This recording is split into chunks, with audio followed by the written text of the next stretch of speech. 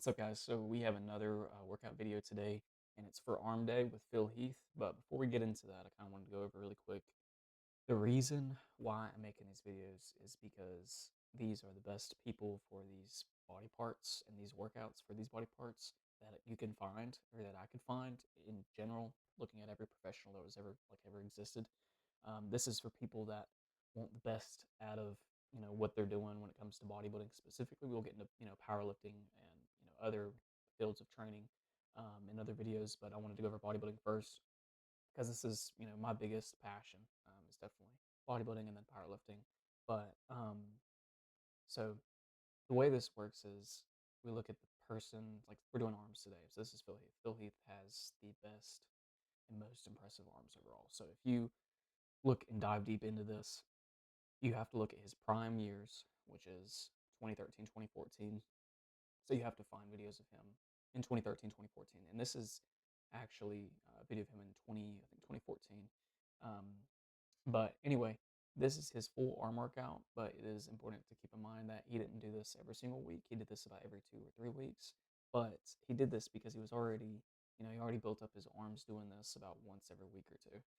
So I think if you're, just starting out, or if you just want to really increase your arms, I definitely think that once a week doing this workout would be best. First off, he is starting with single arm dumbbell curls. This was a big, workout that he did starting out, and he always started with biceps. By the way, whenever he did arms, he always started with biceps, and then he did triceps.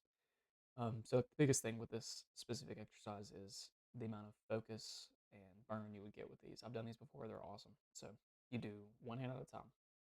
So you do one hand 10 reps, then the other hand 10 reps, and you kept it open the whole time. You didn't, start with the hammer at the bottom and then go up and curl the top. He most of the time he always kept it underhand all the way down, all the way up. But he didn't go all the way down. He kind of, you can see he leaves a little bit of bend of the arm at the bottom, but he would go pretty heavy. I mean, 10 to 15 reps. He probably, I think he went up to like the 60 to 70 pound dumbbells, depending on where he's at with his off season. Because of course you're gonna be way stronger with your off season. But that's a great one to start with dumbbells, just standing and a little bit of motion, not too much, but just a lot of control. He's not going super fast up or down. He's not pausing either. He's maybe squeezing a little bit at the top, but going right back down. And then after this, he kind of talks about how he has um, those rubber grips. They're thick grips. They're like these rubber handles you put on the handles of any bar you use. That's gonna use a lot more forearm than bicep. You'll get a different stretch with your bicep, but definitely helps the forearm quite a bit. It's definitely not a have to kind of thing. I have them myself, and I don't use them all the time. I rarely use them. Sometimes I use them a lot for like forearm workouts and stuff like that. But he did like the classic focused curl. You sit on a bench, put your arm, on your knee, and do your curls. He would do close to the same weight. I'd say about 80 to 90% the weight and about the same amount of reps. Again, he's not going all the way down. You go all the way down, you can tear that bicep, so don't do that. Any exercise you're doing curls, don't bring your hand all the way down if you have that hand open, especially if you have a lot of weight, because you can tear that bicep. All right, so after he does that, he gets into hammer curls, standing hammer curls, same thing. You do, 5 to 10 reps one hand, 5 to 10 reps the other, and then go back, and then go back, and then go back, and then you get a really good burn and pump doing that way. A lot of people just do one at a time. This is what he did most of the time. He did one at a time sometimes, but most of the time he did, you know, 10 reps right here, 10 reps right here, and you get like a really big burn. And it is a lot harder. You have to do a lot less weight. All right, so after he did a few sets of this, 10 to 15 reps through 4 sets, he dove into focused curls on a incline bench. So it's a slight angle. You see that both hands at the same time. And he had his wrists open a little bit. They're not completely straight like a straight bar.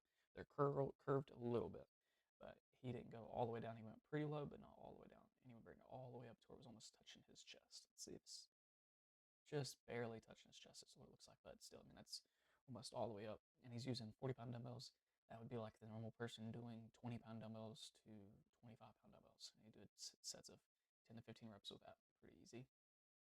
But he just kept the form really focused and a lot of control. So after that, he finished off with a machine preacher curl, plate loaded or with the actual pin. Either way, it works good. He always kept a closer grip. Um, so that's one thing to keep in mind. If you're doing preacher curl, whether it's a free weight or a machine, he most of the time did the a closer grip, and that kind of really isolates that bicep. When you go wider, you can almost implement more like back and stuff like that. And if you go, closer, you get kind of a focus. But on that machine, it's kind of like a neutral almost because it's already pretty close. He also talked about doing, hammer and preacher curl. That's also good as well. It's just important not to overwork your arms because it's really easy to do. You overwork it, you're not going to make as much gains. So after he did a few sets of that, he dove into triceps. So he did overhead triceps with this machine. These are tricep extensions overhead. A lot of gyms don't have this, so easy thing to do is sit on an incline bench and have a dumbbell, and you're gonna have the bar like this. Cup your hand, like that, or you can do one hand at a time. Either way works. It's, Either way, it's a great stretch. You can even do an easy curl bar. That's one thing that he did quite a bit as well. Um, yeah, we'll go ahead and go to the next workout. So he did dips. Dips is a great one as well. Machine dips. He loved machine and he loved body weight. He did them about the same. I think he did machine a little bit more just because it was a little bit safer for your shoulders and everything.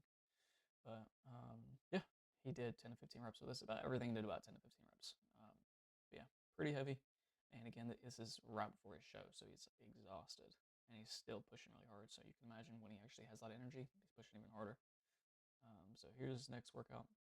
This is a big thing for his triceps that he did all the time. Cable machine. There's a chair on, a lot of gyms have these. It's a chair pushed up against the cable machine. You get crazy stretch with your triceps. He did this a lot with rope and the little like easy roll bar that he's using right now. Really, really good stretch. You get a lot of focus and a lot of isolation on those triceps. Definitely recommend it. If your gym doesn't have this, if it doesn't have a chair, you can still find the same setup, but it just doesn't have the chair. But you can stand against the bar or just stand there against the pretty much the machine. But yeah, you can make it work. Really, really top tier workout for triceps. Definitely recommend it. And that was it for this day. He mixes it up all the time. He'll do skull crushers, he'll do close grip bench, this and that. Biggest thing is he always did 10 to 15 reps. He never really did less than 10 reps. He never really did more than 15 reps. And a lot of it was mainly isolation. He didn't train for strength or weight or anything like that. It was all feeling the muscle, get the pump in and out. Very surgical about everything. And that's just how he was about, his workouts. Much different than Ronnie Coleman. If you look at Ronnie Coleman, he did a lot of free weights, a lot of heavyweight, stuff like that. Ronnie Coleman had extremely impressive arms as well. Ronnie Coleman had bigger arms, but the actual detail and everything that goes into Phil Heath's arms is much more impressive if you're looking up on a stage or anything like that. Slightly. Maybe in the future I'll do a Ronnie Coleman arm workout if you guys want me to go over that. The way Ronnie Coleman did it though was he would do triceps on chest day and he would do biceps on back day. So he would do like some of the bicep curls and stuff and the tricep exercises on chest day. That way he didn't really have to have much of an arm day at all. And of course he did heavyweight, a lot of free weights, and that's how he built the crazy size. He did have a lot of striations and stuff, but he didn't have the shape. Yeah, that's what Phil Heath is known for, the shape, the evenness, all that stuff. So let me know what you guys think. And if you have any questions, like I said before, let me know on the bottom. I'll be getting into, let's see, Ronnie Coleman's back workout because he had the most impressive back. So I'll get that next. And then after that, I think I'll be getting into some other things. So I'll see you guys in the next one.